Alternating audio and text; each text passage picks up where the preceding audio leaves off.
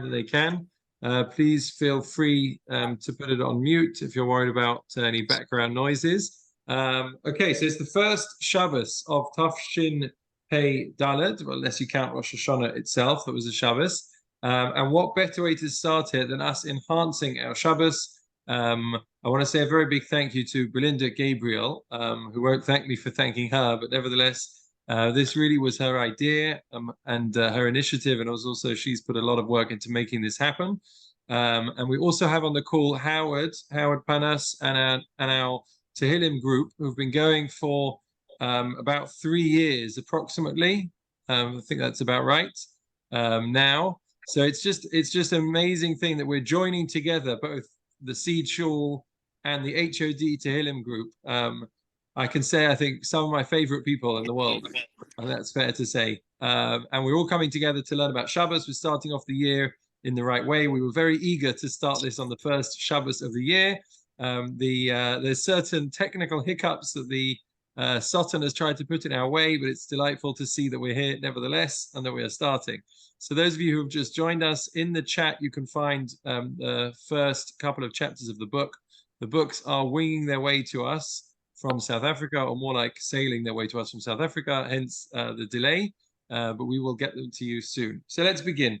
Shabbos, a day to create yourself. So the first thing that he starts off by talking about is, and the first 3 chapters here of the book are an introduction. We'll try and get through 1 chapter each time. We'll see how it goes. They're fairly short chapters. And when we finish the learning, then we'll do some Tehillim. Everyone's welcome, of course, to join us. 2 chapters of Tehillim, followed by people who are unwell. If you would like to sponsor the share as well in future week, whether it is for a celebration or for a refuah or something, then please do be in touch with myself or with the Seed office. It'll be a lovely opportunity. Our learning could be in that merit. He begins with, as I said, an introduction, and he says the following thing. So, how do we define work? The secret to uncovering the essence of Shabbos begins with the definition of work, and that is productivity and creativity. In order to survive and thrive in the world, we have a lot to do. We work to acquire food, clothing, and shelter, to make a living, to build and shape our environment. We are drawn to measure what we've accomplished through our work. We evaluate our worth by what we have created. All the things we can touch and count become symbols of our achievements. This is one kind of human creativity. This is really the work that we're engaged in throughout the week. And we'll see that this is also the activities that we don't engage in on Shabbos, what we call melacha, which are the activities that we don't engage in Shabbos, all those creative ways that we make things and shape our environment, the outside world. But there's another kind, he continues, that produces accomplishments that are not material, and they're not tangible or quantifiable. They can't be weighed or measured or priced. Products that can't be seen or even touched. And that is the work of becoming a better person. A person of values and meaning, of character and wisdom, with rich and enduring relationships dedicated to a life of doing good.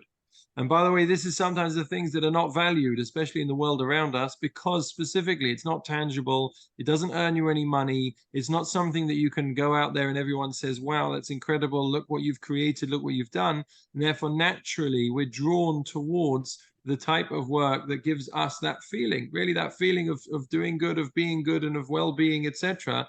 Whereas the type of work of creating ourselves, which is actually much more private, much more internal, the work of becoming a better person, can sometimes be left to one side, unfortunately. He continues, these 2 kinds of work and creativity are inextricably bound up with human identity because we need both of them. We need to build and shape the physical world around us, and we need to build and shape our inner world as well. How do we balance the 2? How do we find the space and the time to engage in 2 such profoundly different modes of creative work?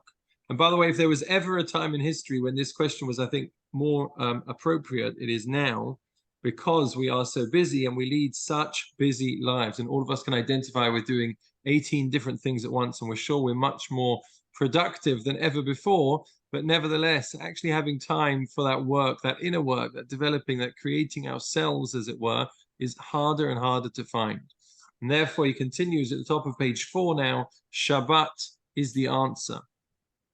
Shabbos gives divine rhythm and balance to our lives. As the Torah says, 6 days you shall work and accomplish all of your tasks. Sheishes Yomim Tavo. The Torah says to work for 6 days, because from Sunday to Friday we work to create our material world. And don't get me wrong, the Torah wants us to do that. That's why part of understanding Shabbos is understanding that for 6 days we are supposed to be engaging very much in that work which is with the outside world, where we're shaping and creating our environment. And on the 7th day is Shabbos for Hashem.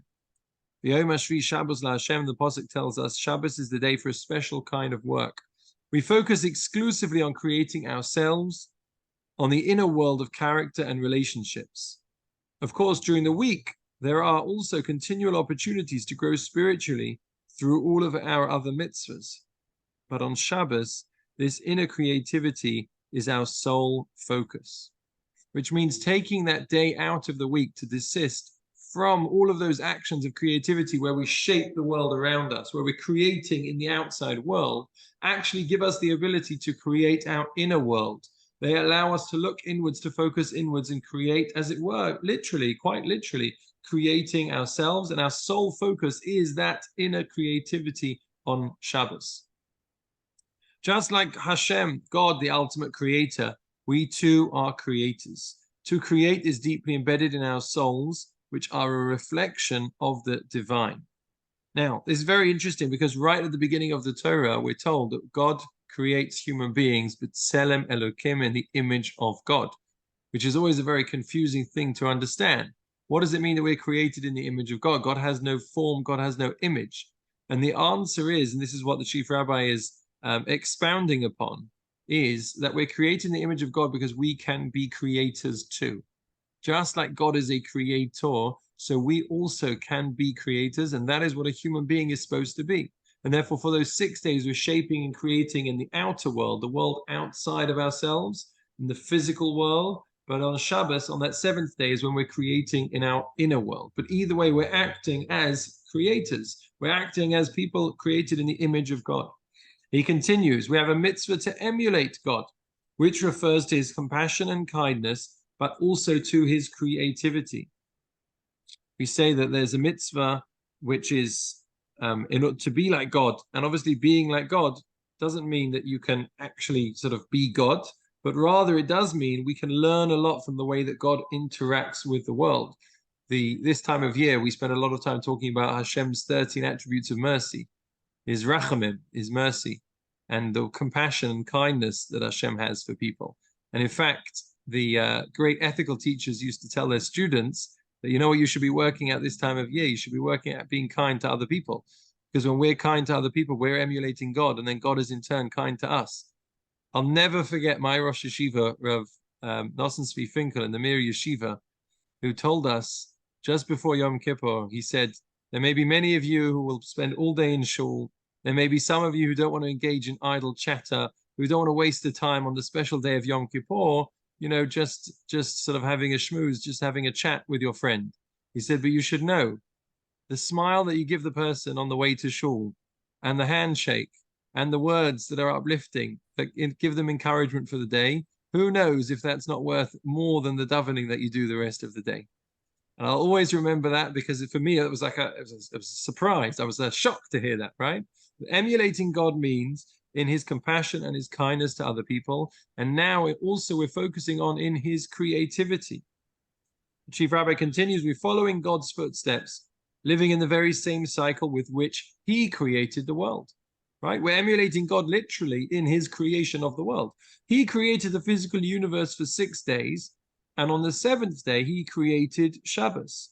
The 7th day was an essential part of creation, a completely different dimension of it. It's the spiritual dimension. By the way, that's why we say in Kiddush, Uvayom HaShvi'i, on the 7th day, Shavas, he rested, Vayinofash. Now, that's a hard word to translate, because nefesh is a soul. So what does it mean, Vayinofash? The commentators explain, the Or HaChaim and others, they explain he gave the world a soul. On the 7th day, God breathes, as it were, the soul of the world into it. The 6 days is where he creates the physicality of the world. On the 7th day is where he creates the spiritual component of the world. And that's an essential part of its creation. As he continues, just like God, For 6 days, we create our physical world, and on the seventh day, we create the spiritual world. And it's not just that we live as a shadow in God's cycle of creativity, we are his partners in creation, active participants in his constant renewal and creation of our world. Right? The Gemara tells us that there are three people involved with the creation, bringing a child into the world. There's a mother and there's a father, and there's also God as well. And everything that we do in this world, we are acting as partners in Hashem's creation, because we are the ones that bring this spirituality into the world. We're the ones that shape the creation that we have. In fact, that's why, according to some, there is the mitzvah of bris milah. You know, why is it, if you think about it, that the baby is not complete, not finished? Why is it that you then have to do something else to the baby? Why is there a mitzvah to change something that God created? But the whole point is to show us, no, yes, that is what we're supposed to be doing in creation. We're supposed to be taking the raw materials, as it were, the world that God created, and using that to form something which is even bigger, even better, to elevate that creation, because we are partners in God's creation. As he continues, on Shabbos, we stop creating the physical world. We cease imposing our will on our environment, and we turn our creative partnership with God inwards. We create ourselves and our relationships. God gave us the laws of nature as our partner for creating the physical world during the week, and he gave us Shabbos as our partner for creating ourselves and our inner world. As the Medrash says, that every single day of creation has a partner, because there's 6 days, and Shabbos comes to Hashem, and Shabbos says, I don't have a partner. Who's going to partner me? I'm the odd one out. I'm the seventh day. And Hashem says to Shabbos that the Jewish people are going to be your partner. So we partner with the rest of creation, the rest of the physical world, the laws of nature, as it were, the rest of the week. And then we do our creating within those laws of nature. That's the realm in which we operate. But on the seventh day, we partner with Shabbos, which means that in order to do this work of creating ourselves and our inner world, what we need is Shabbos as our partner. That is what the laws of Shabbos are all designed to do. We often think of them as, don't do this, you can't do that, all these restrictions. And on the contrary, they're designed to help us create our inner world. As he continues, the immersive experience of Shabbos gives us the framework, the space, and the guidance to create ourselves. It gives us the wisdom to be successful in this great endeavor. It brings balance to our lives. I have to say, which is so important nowadays as well, more than ever, that sense of balance in our lives. When are we supposed to be doing, and when are we supposed to be stopping?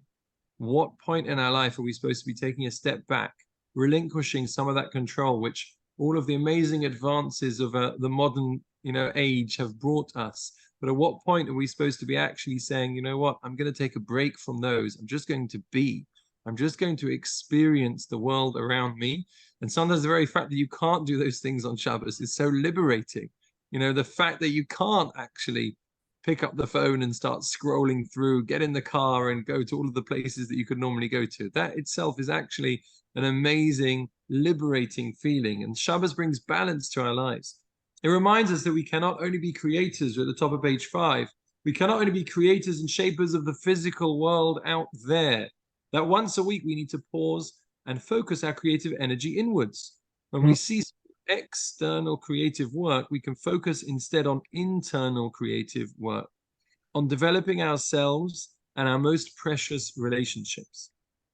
And through this process of self-creation, Shabbos rewards us with a divine recipe for finding happiness, meaning ultimately we are the beneficiaries of this. Because when we engage in this work, we focus on that internal creative work. Of course, it will bring bracha to everything else that we do in our lives. It will bring blessing to everything else that we do in our lives. And what we say when we mean blessing in our context we're talking about is very simple. It means a person that has an internal world. It means a person that has something which is internal, which I've built, which I've developed. And therefore that brings us happiness. There's no greater happiness than that. And everything else we do in our lives, we are doing it as a person. We're approaching it as a person who's worked on what we are ourselves internally. As he continues, Shabbos reminds us that our purpose goes beyond mere physical survival, that we have a higher calling, which is to become great people. Of course, both physical and spiritual creation are essential. This is the rhythm God has given our lives. 6 days for creating the world, and then 1 day for bringing it all home, for creating ourselves. Of course, and we're all familiar with this, Judaism does not believe in abstaining from the world, far from it, but we do believe in elevating it and going beyond that, just that physical survival, as he puts it. And therefore, the right and the correct rhythm is to have those 6 days when we do engage with the physical world, and Shabbos that day for creating ourselves, our own spiritual dimension. Shabbos reminds us, we hands off, that our most important accomplishments in life cannot be touched or measured or priced, that our greatest work of creation is ourselves. That's where Shabbos changes one's whole perspective. Because with a Shabbos in our lives, we can go from only viewing those things that we've created in the external world as being the only achievements that we have. And then once a person has a Shabbos, we can realize that actually the most important accomplishments are the things that we can't touch or measure or certainly price as well. That ends chapter 1. We will now say the Tehillim. I don't know if Howard is able to share the screen. Oh, Julian's got it. Thank you so much. Thank you, Julian. These are 2 chapters of Tehillim, which are ideal for saying for people who are unwell. We have a list. If you'd like to add names to the list, then please do be in touch with myself or with the Seed office. Chapter 121. Feel free to say them in English if you prefer, if it's more understandable. Shir Lamalois.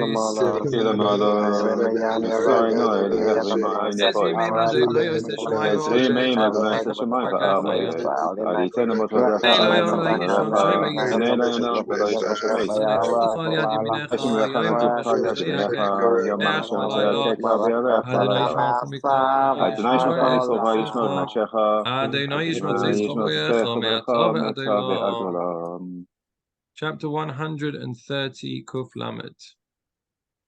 Shir Hamalois Mimama Kikurasi Adonai. Adonai Shema V'Koili Tziyanos Lecha Kashu V'Zikol Tachanai. Avonos Tishmor Yahadonai Miyavai. Tzlicha Laman Tivarei. Visi Adonai Kivson Nafshi V'Voreh Cholti. Nafshi Adonai Mishayim Rimlavoi Keshayim Rimlavoi Ke. Yachel Yisrael El Adonai Kim Adonai Yachesed V'Amim V'Gudus. V'Yivdes Yisroel V'Kol Avonos Yishvech v'Sein Amar Mizyakom Moshe Dav L'Shlomi Baruch Rapei Sachayilim V'Fal Echol Shem B'Beila Chaim Yitzchok B'Beila Kilamecha Baschan Yudre Begnes Yechana Ben Yudas Basar Asar Shal Ben Yezer Rachel Basesi Neil Graham Rav Ruvi Ben Dever Shimon Ben Amali V'Chol Ephraim Ben Malka Ben Yom Ben Fegel Elchanan David Ben Zisa Lo Yitzchok Yudah Ben Miriam Chaim Tzvi Ben Makar Et Mordechai Ben Yitzchok Shalom Ben Leah Levi Chana Bas Veda Gola Ben Tzipora Simcha Ben Matas Veg Bas Leah Ephraim Ben Eliyahu Avraham Ben Miriam Shalom Ben Judah Yaakov Shalom Shalom Levi Moshe Ben Leah Tel Bas Simcha David Rose Miriam Chana Bas Shein Ben Nisar Bas Indai Leah Chai Ben Aret Avram Ben Yam Ben Nadina Tinek Ben Rachel Sai Alexander Zisha Ben Tzivia Avram Ben Michal David Elias Ben Molagit Bas Chela David Ben Chayel Rafal Yaakov Ben Natalie Yechev Bas Shoshana Moshe Ben Mata Malka Bas Tzivka Simcha Ben Chaz Ben Sarah Chaim Shmuel Ben Ben Chana Rezel Yar Shoshana Bas Leah Shifra Mash Bas Yenter Shmuel Ben Elchanan Ariel Ben Mariet Yitzchak Yaakov Ben Reza Clara Avram Ben Eilaka Bas Elda Reza Nachaman Ben Shlomo Ben Eva Nachum Ben Tzitz Chana Rachel Rafal Chaim Shalom Ben Rivka Chana Chasi Bas Tzivia Shoshana Chava Bas Gabriela Rus Bavushana Misvan Bavrum Mishchaza Kodesh Baruch Hu Rachim Maleim Achlim Al Rapes Al Chazik Blach Yosam Yishlach Leimei Refuah Shleim Neshmaim Refuah HaNefesh Refuah HaGuf Ashtabag all of his man called Riv and Noimar Amen. Thank you everyone. Well done starting off the year. Most amazing. Rabbi.